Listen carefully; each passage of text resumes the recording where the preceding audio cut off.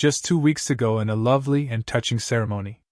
Everyone who knew David could tell how much he loved Amelia, and he had been anticipating this day for a long time. Their invitation cards made it apparent that their wedding was once intended to be a totally child-free affair. That being said, David called me a few weeks prior to the wedding. He surprised me by telling me that he wanted to make an exception for my daughter Katie, who is his niece. Startled, I asked him if he was certain. David told me how much he adored Katie and that without her as their flower girl, he couldn't have the wedding. Hearing him say it nearly brought me to tears. Uncle David has always had a special place in Katie's heart, and she adores him. David reassured me that he had discussed it with his bride and she was also in agreement. His sincerity was evident in his voice. He realized how much it would mean to Katie and didn't want her to miss such a significant event in his life. To put things in perspective, my daughter Katie was partially paralyzed at birth. The fact that she is unable to move her body beneath her arms has undoubtedly changed our lives. My husband Roger and I were devastated as parents when we first learned. The ground seemed to have been yanked out from beneath us. We refused to accept the diagnosis and were in total astonishment. Regardless of our actions or where we went, nothing could be done. It was really difficult to accept that our daughter's situation was irreversible. We went through a difficult period that was full of tears, insomnia, and unanswered questions. We were totally powerless every time we considered Katie's future. Our hearts ached while we gazed at our darling daughter. We gradually started to locate and establish connections with other families who were traveling the same path as us, which provided us with some comfort. Despite the overwhelming sense of powerlessness, we began concentrating on what Katie could do and providing her with as much love and support as we could, rather than on what she couldn't accomplish. Uncle David is among those who have consistently brought Katie happiness and light. Her illness never caused him to treat her differently. He actually has a knack of making my daughter feel so relaxed and at ease that her illness seems to vanish when they are together. I've always valued this, especially when other family members can occasionally even unintentionally make situations difficult or uncomfortable. For instance, my own mother was obviously shaken when she first saw Katie after she was born and saw how paralyzed she was.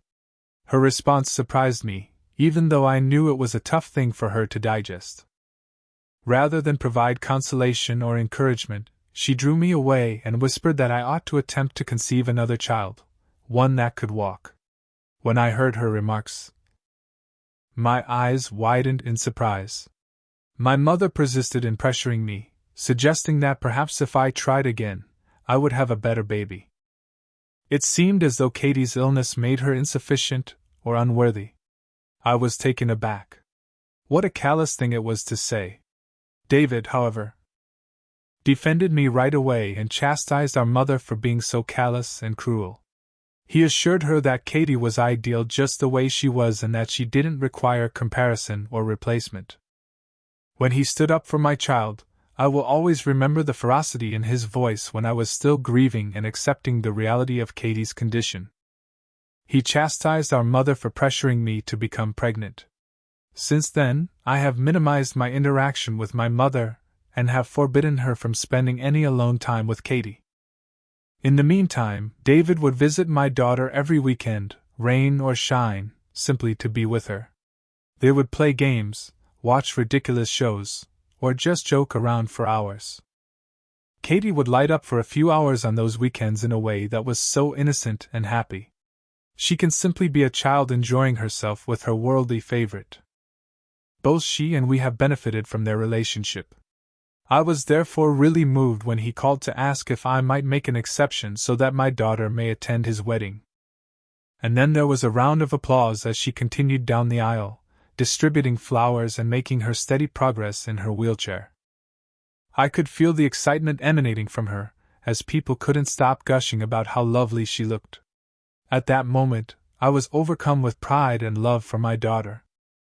After ensuring she was comfortable and able to participate in the ceremony from the front row, he assisted her in positioning herself to the side. Amelia started walking down the aisle a short while later. As she made her way to the altar, she was undoubtedly stunning in her wedding gown. I couldn't help but notice that she looked at Katie for a moment. I briefly hoped that she might smile at my daughter, showing some appreciation for her presence and the part she played in this significant day. However, without even a faint grin, Amelia gazed past Katie and rolled her eyes visibly. It was impossible for me not to feel disappointed. Nevertheless, I decided to ignore the idea because I didn't want anything to ruin the day's happiness. I was ecstatic for my brother when David and Amelia exchanged vows and the officiant pronounced them husband and wife. Nothing else mattered at that time since he had at last found someone with whom to share his life. His happiness filled my heart with pride and happiness. We got together as a family for photos during the photo session following the ceremony. David made sure Katie was in every photo we took, and the love and solidarity we all had that day were captured in a ton of images. I couldn't help but notice that Amelia seemed a little strange during the photo shoot. I initially assumed that she was simply weary because she kept huffing and moaning heavily. Weddings are tiring, so perhaps she just needed a respite from shooting so many pictures. However, her behavior got more difficult to ignore as the session went on.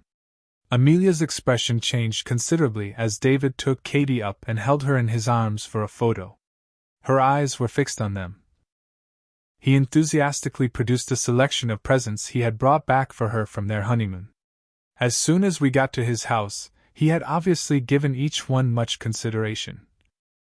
And when Katie opened them, her face glowed with delight. As usual, David was totally absorbed in her, asking her about her favorite aspect of the wedding and told her how much everyone had been praising her for her involvement. She was beaming from ear to ear. He often expressed his pride in her, telling her that friends and family had called him to tell him how well Katie had done after the wedding. Katie was so proud to hear all of these praises, and her eyes were sparkling with joy.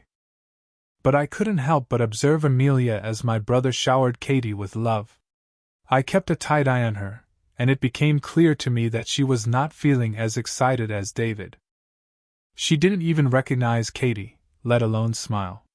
Rather, she appeared clearly irritated, as though David's conversation with Katie had somehow annoyed her.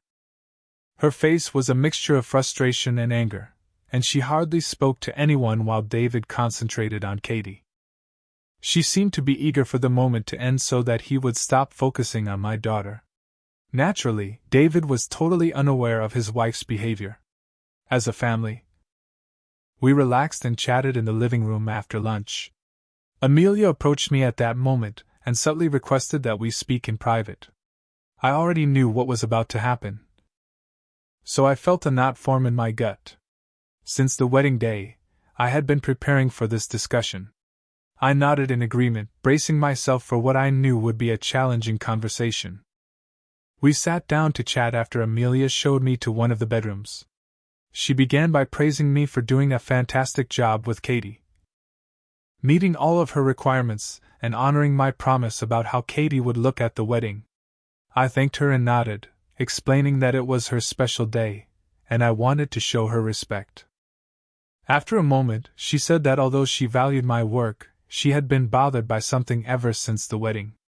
My heart fell. Amelia brought up the wedding pictures on her phone and browsed through the photographer's selection.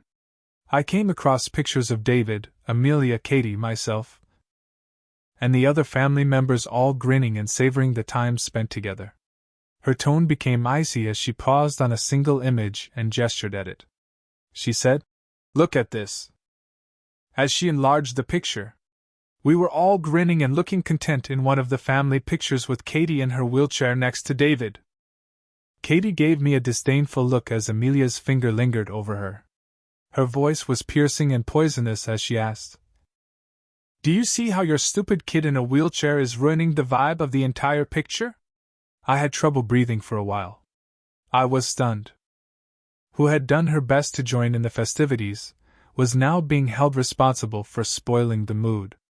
I retorted, reminding Amelia that she was aware from the beginning that Katie was in a wheelchair, and that she had no right to talk about Katie in that manner. My daughter had no choice but to pose for pictures. How else could she have possibly participated? I responded. Despite my arguments, Amelia sneered and said, "That's not my problem." Adding that seeing Katie's wheelchair in every photograph was an eyesore that had made it difficult for her to see the wedding photos.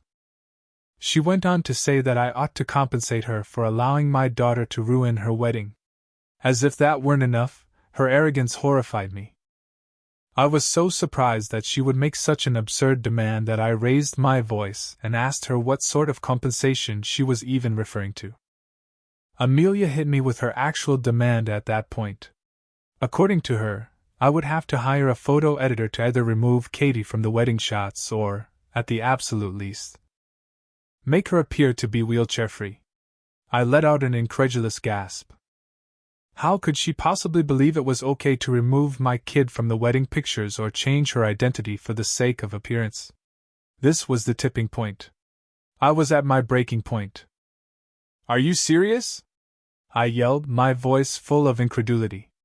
"You want me to pay someone to erase my daughter or pretend she isn't in a wheelchair? You're an a-hole, Amelia!" I am proud of my daughter exactly the way she is, and I will not be paying for any kind of Photoshop. If you had such a problem with her being part of the wedding, then you should have never let her be the flower girl in the first place. Amelia countered by claiming that although she had done everything in her power to stop David from allowing Katie to be their flower girl, he could not agree because his love for her was so blind. She told me that she was aware that he would have called off the wedding if she had persisted on not inviting my daughter. When I discovered that this woman had been so bitter about Katie, I shook my head.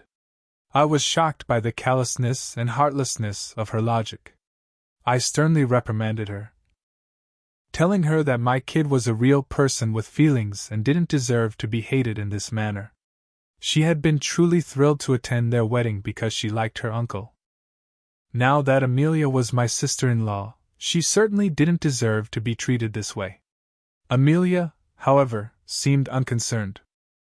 Amelia's eyes widened incredulously, and her cheeks turned scarlet with horror. My brother, my husband, and my parents stormed into the room before she could react. Amelia was questioned by my brother about whether or not she meant what she had said about Katie. Amelia's eyes grew wide with insight, as it happens. David had been listening in on our entire talk and had probably heard all of her nasty and deceptive comments. Her face lit up with panic, and she made a desperate attempt to retract her statement. Fumbling over her words, however, it was too late. David's voice filled the room as he screamed at her, accusing her of being arrogant and cunning for dragging me aside to discuss my daughter in such a manner. His voice was a mix of grief and rage as he said, "I can't believe you manipulated me into thinking you were a nice person when, in reality, you hate my family this much." He was clearly seeing Amelia for who she truly was. Someone who had concealed her actual sentiments all along, and the displeasure in his tone was evident. Desperate to save face, Amelia attempted to counter the argument as she spoke. Her voice wavered. "I don't hate your family exactly, this is just about Katie," she added. Then, in an attempt to change the subject, she accused David of constantly giving preference to Katie over everyone else because he felt sorry for her due to her disability. This is why she wanted to remove Katie from the pictures in Photoshop, so she could always remember their love day free of such ugliness. David, fortunately, wasn't having it. He advised her to quit being so arrogant and to stop acting as though his niece might have ruined their photos. He claimed that her presence enhanced the beauty of the photos. "I love Katie like my own daughter," he stated. "Giving attention to her doesn't take away anything from you. The fact that I even have to explain this goes to show how cheap your mentality is. Katie is part of my family, and if you hate her this much, then I can't be married to you." When David's comments struck Amelia, her face became white. He gave her a clear look that made it clear he wasn't going to overlook this. "You're an ableist," he continued, repeating what I had said before. The fact that you continue to justify your behavior means that you will never change. I do not want to be married to a cruel woman like you. Pack up your things and go back to your parents' place. I don't want to be the reason my brother's marriage fails, but I also can't forgive what Amelia said to me about my kid. I can't respond to everyone because I'm getting so many DMs and comments. I shall therefore make all the points clear here. Amelia was aware of Katie's friendship with my brother because she had previously met her. However, it appeared that she had been able to hide her contempt for my daughter for a long time. I had never had the slightest suspicion that she truly detested my kid to this extent. We try our best to make Katie feel as normal as possible so she doesn't feel like she is being treated differently because of her impairment. He is extremely protective of Katie since he loves her like his own daughter. She accused me of being the one who made my brother leave her when he could have been content with her. As if that weren't enough. Amelia's parents also contacted my parents in an effort to place the responsibility for their daughter's struggles on Katie and me. Fortunately, my parents have denied this unjust claim. In particular, my dad expressed his disappointment, telling them that he is glad she will no longer be a part of our family, and that they should be embarrassed of the daughter they raised. The fact that my family has supported Katie and me over this entire ordeal makes me really proud. I did apologize to my brother for what he was going through with Amelia. When we spoke, he convinced me that knowing the truth about her now was preferable to later, when she may have said or done something more hurtful in front of Katie. I absolutely concur. And I'm relieved that we are also successfully removing Amelia from our lives. Update 3. My previous update was 4 months ago. For those who are curious, my brother is no longer married to Amelia after formally annulling their union. Everyone reacted negatively to Amelia after the truth about their failing marriage was made public. Eventually, she apologized to me, but I just blocked her without answering. We all had a vacation together not long ago. We had an amazing time together.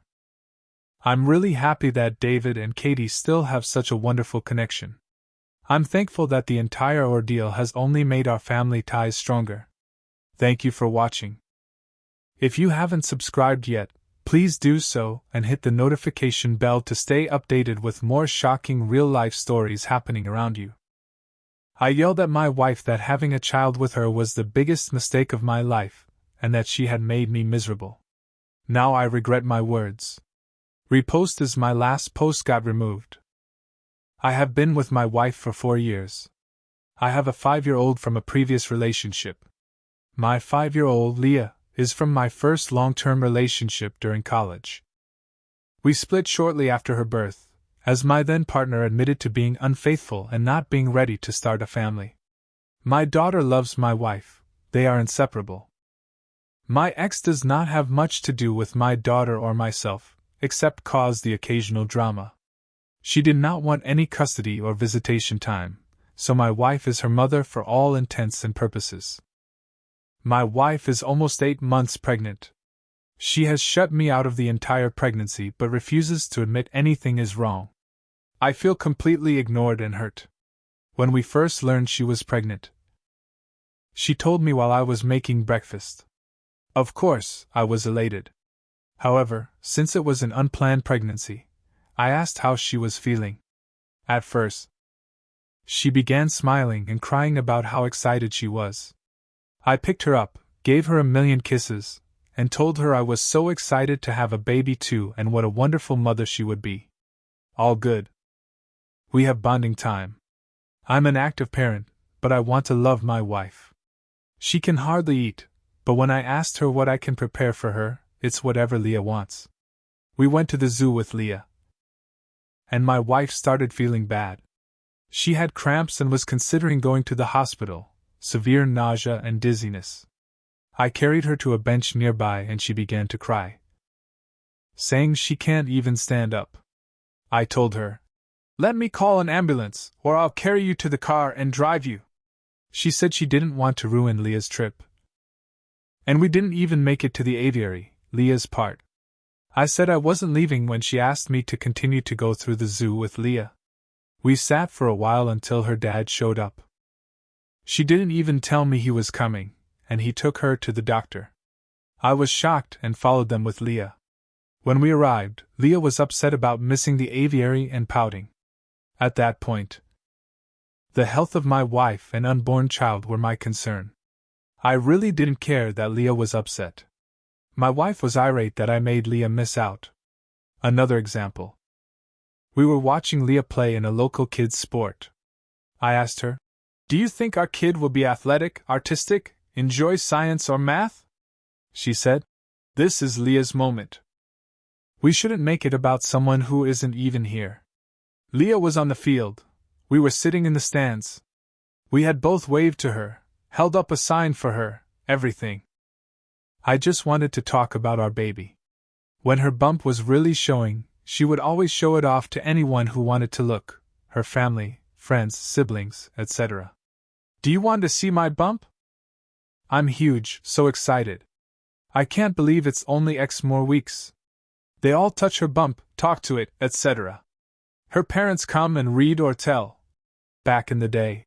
Stories. They go to the beach. 1,000 bump pictures posted on her friends' social media accounts. So ready to be an honorary auntie. Her sister. Wife puts the B in bump and beautiful. If we go out together. She wears the loosest clothes so I don't see it. I'll even see her pull her shirt down when she sees me come into the room. She sat on me the other day after being playful in bed. Her bump was right in my face. I ran my hands up it and said, "You are the most beautiful woman I've ever seen. You already are a great mom to Leah. I can't wait to see you as our family grows." This was one of the first times I was really able to feel her bump. So I rested my hand there and said, "I love you so much already. I'm so excited to meet you. I hope you have your mom's eyes." She moved off of me and said, "I know ex-partner had a bigger bump than me. I bet it was fun seeing Leah move all the time. You don't have to act like you care. I know you've done this before." I said, "I don't think about it that way. Leah is special, but this is a completely new and different special because it was with her, and our baby was someone completely new and special." She began to leave the room and I could see her shoulders shake from crying. I am 100% positive she is not cheating, nor has she ever. I just can't wrap my head around why she doesn't want me to be happy about this. The rest of the time is completely normal, as long as I don't mention the baby. She is affectionate. Initiates intimacy, brags about what a good husband I am, and how great I've made this pregnancy. We plan for our future, have date nights, everything else. Unfortunately, we had a fight where I snapped. I had a break between clients at work, so I went to a local baby store and got a lot of things she had planned for the baby and nursery on her Pinterest board. I came home and surprised her with flowers, a prenatal massage certificate, and her favorite food, as well as the baby items. She seemed very grateful, but when I came home, editor's note. I asked her if her therapist had any insight on why she was being like this. She said no, that she isn't doing anything. I told her what I said above, and she said, "I had those experiences already, so it shouldn't matter." I asked her if the baby was mine. "I know it is, I was just being mean." She threw her phone at me and said, "Yes, go through it. I'll do a paternity test, whatever you need." I just called her parents and asked them to go to our house as we were having a disagreement and went to a hotel. I do not want to stress her or our unborn child, and I really want to repair this. But I truly don't know how. I'm staying at an Airbnb for now until we can figure this out, but I truly don't know what to do. I miss her like crazy, and I can't even begin to understand why she wants to behave this way. I have apologized for what I said, but I can't take back what I said and worry about when our baby will be born. If she will even want to be a family with me or let me have anything to do with our baby. I spoke with a mutual friend who says she is very distraught and says she can't be a single mom, loves me. But her actions prove the opposite time and time again, even when I beg for change. Relevant comments: "Why did you say those things, OP?" Downvoted. I said those things because I wanted to hurt her like she has been hurting me. It's as simple as that. I regret it. I have apologized. She has told me time and time again. You shouldn't care. And I told her whatever I thought I could to hurt her. It was childish and immature of me, and it was a knee-jerk reaction. I hadn't planned on saying any of that. Commenter, yeah. I can understand why you're angry. Has she explained why she has been saying those things? Resentment is a weird thing. She may not have even realized she had that until she became pregnant. But I do think that if that was something she'd been feeling, it's something she should have spoken to either you or your therapist about. OP, nothing. I begged her to talk to me about it. I've told her we can go to counseling together, and guess what her response was? She cried and asked if I was unhappy in our marriage. I said no, I want to be more involved with you in this pregnancy. You've left me in the dark. I asked if she was unhappy, did she want a divorce, decide she doesn't want this baby. More tears. She seemed genuinely hurt I would even think that. Makes no sense in my mind. Apparently, I should just stand on the sidelines. Comment, is it possible she's resenting your 5-year-old? What's your relationship with Leah's mother like?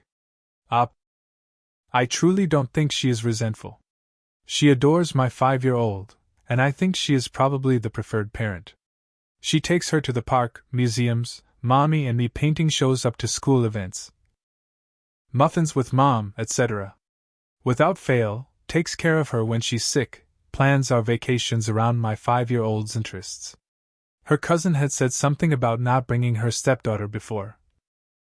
And my wife completely freaked and said that we don't use titles around here that make us feel like we aren't one family.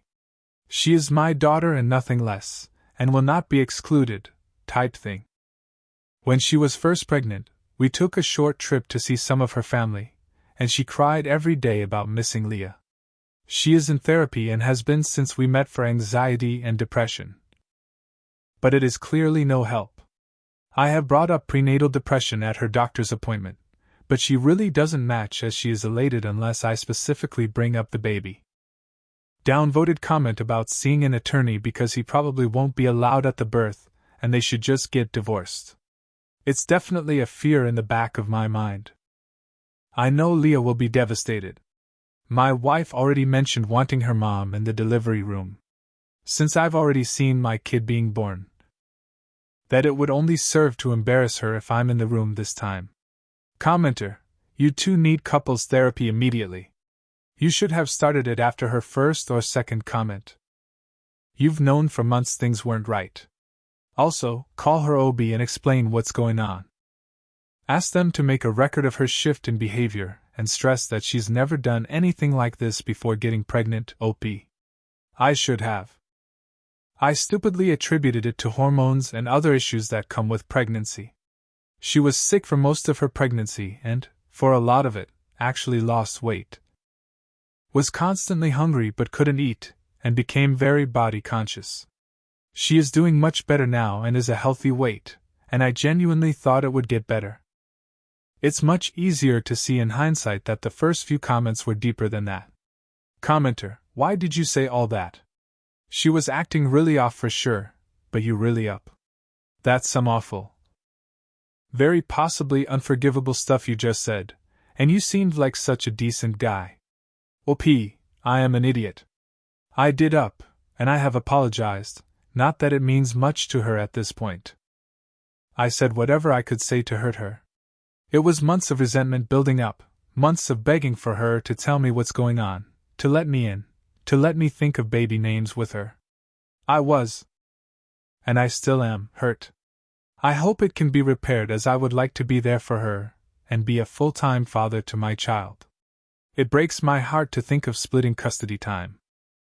OP clarifies his relationship with Leah and the aviary event. OP, I absolutely did not care that we did not see the aviary. We go to the zoo regularly, and I had promised we would go back. When your pregnant wife is so ill she begins crying that her legs don't work and she can't walk, and begins saying she thinks she might die due to such strong abdominal cramps. You're not concerned with missing the aviary. I did not tell my child I did not care. I told my wife in the hospital that her and our unborn child's health became before birds. And that Leah can pout and be mad until we were certain she and our baby were okay. We do everything for Leah. Leah and I have bonding time both with and without my wife. Together, we enjoy fishing, going to the arcade, and playing Barbies. My daughter is confident in our relationship. Just the other day, my dad said he didn't want to play horses with her anymore, and she, of course, said, "Fine. I know Dad will always play with me. I absolutely have not, and never will, neglect or abuse my child." This is such a far reach because I was concerned more about my wife than my daughter going to an aviary. To another commenter, she is 5 and is very smart. She knows that the hospital and ambulance are things people need when they are very sick. She completely understood. My wife felt bad.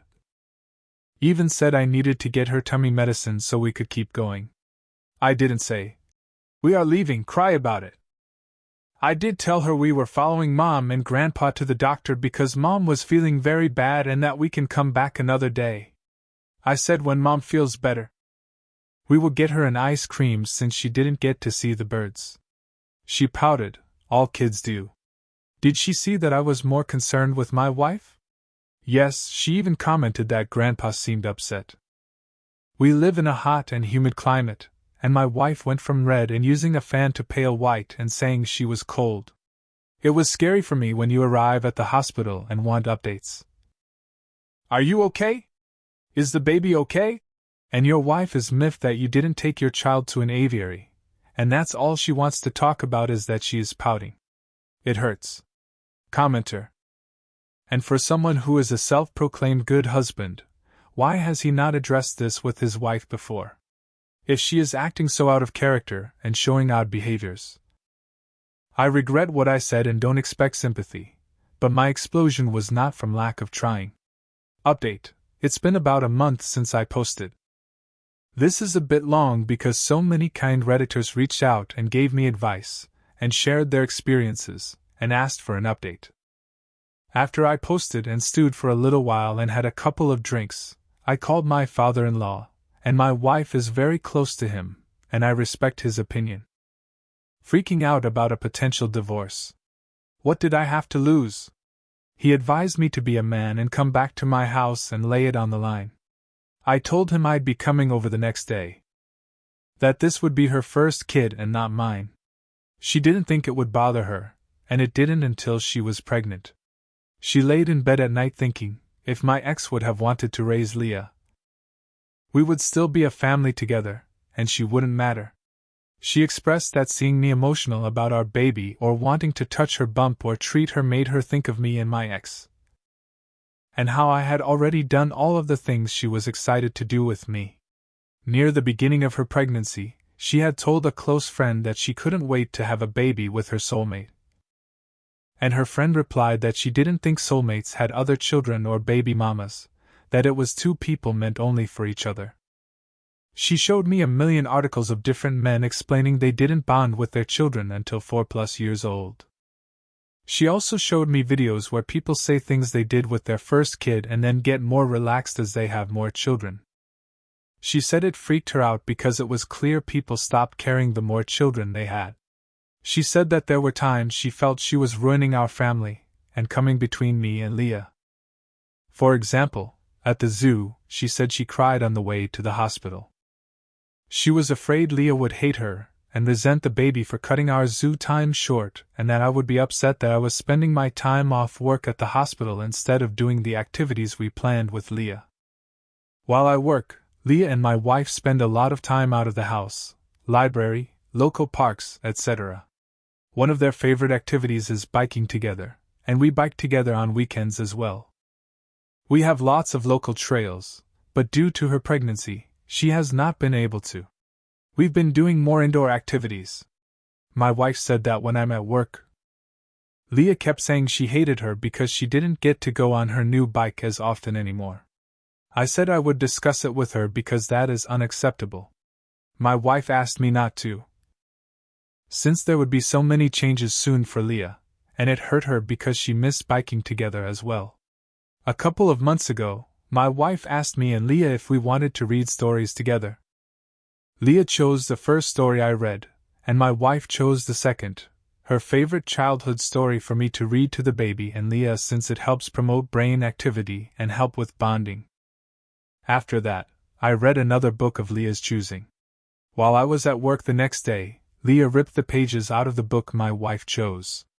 She said she was going to tell me, but her friend, the same friend who says we aren't soulmates, said I would think she was making it up and that it seemed to her she was trying to come between me and Leah. I asked her why she didn't tell me any of this, and she explained that she didn't feel comfortable telling me because her thoughts didn't even make sense to her. She wanted me to spend time with Leah so she didn't feel left out or jealous, and when I did, she felt upset I wasn't spending more time with her. She loves Leah but wishes we had our first kid together. She wants me around but also feels upset and guilty when I give her/our unborn baby attention. She said she feared that I would think she was trying to come between me and Leah when she wasn't. By the time I realized something was truly wrong and started to ask what was wrong, if she needed therapy, etc., she said she realized she was acting poorly but didn't want to admit to herself that she missed out on a lot with me and doubled down as it was hard to face that she made her fears a reality by pushing me away and not letting me care, and that she couldn't start over. That her first pregnancy was a somewhat bad experience because of her own actions. At this point, I realized how terrible I'd been. I apologized for making her feel like she couldn't come to me about anything, she said when she researched her feelings. She found a bunch of forums where people were calling the poster evil for their feelings about their stepchild and feared I would feel the same. She said if I had told her I felt about Leah the way she felt about Leah, that it would make her angry and upset. So she couldn't see how I wouldn't be. We both cried for a long time. I tried to reassure her. I told her how much I loved her, how excited I was that she was the family of my choosing and my soulmate, that the universe knew that Leah and I needed her. Which is why circumstances allowed us to be a family. She apologized for the way she treated me and said she wanted to make it right. She said she had wanted to apologize when I was beginning to have my meltdown, but was surprised when I yelled and realized she might have messed up beyond repair to get that reaction from me. We continued to cry for a long, long time, and she asked if I wanted to feel the baby. Of course, I said yes, and we cried even more. It turned out to be a great evening. I made us dinner, and we laughed about how I was so stressed I went to Reddit for advice. She wanted to read the post and cried again when she did. I reassured her we could move past this. She gets emotional and says a weight has been lifted off of her, and things are so much easier, and she is upset that she didn't talk to me sooner. I have been working to fix some of my wife's guilt. I realized there were a lot of simple fixes. For example, I was able to go to my local bike shop and get a pull-behind trailer. Now I pull her in that, and she can use a small fan and ice packs. And Leah can ride her bike. I have taken off work so I can spend more time with them both. We are all in therapy. And thankfully Leah's therapist is continuing to say she is securely attached to both of us, enjoys the time we spend together, is coping very well. Some of her behavior was due to another situation, which we have resolved, and she is excited to be a big sister. My wife was terrified that maybe she could sense her attitude shift. But her therapist says that she only has one complaint about my wife, that she forgot her candy one time, and then it took 32 whole minutes for the store to deliver it. My wife is in therapy, working to overcome the negative feelings she has. That is pretty much where we are now. We are getting very close to baby time and working hard to finish preparing. My wife still needs reassurance.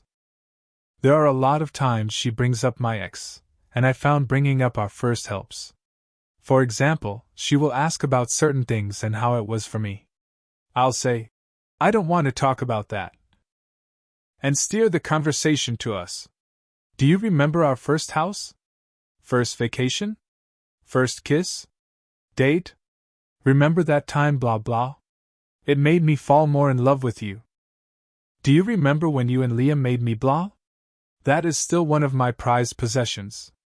It upsets me that my wife suffered for so long. I believe saying it out loud took a lot of power away from her feelings.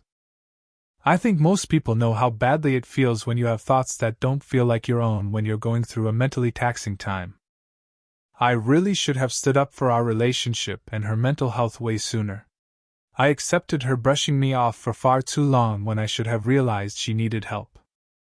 I appreciate everyone who reached out or offered advice. I posted this in detail with my wife's permission. She hopes that it helps someone out there struggling with the same feelings she felt. TLDR.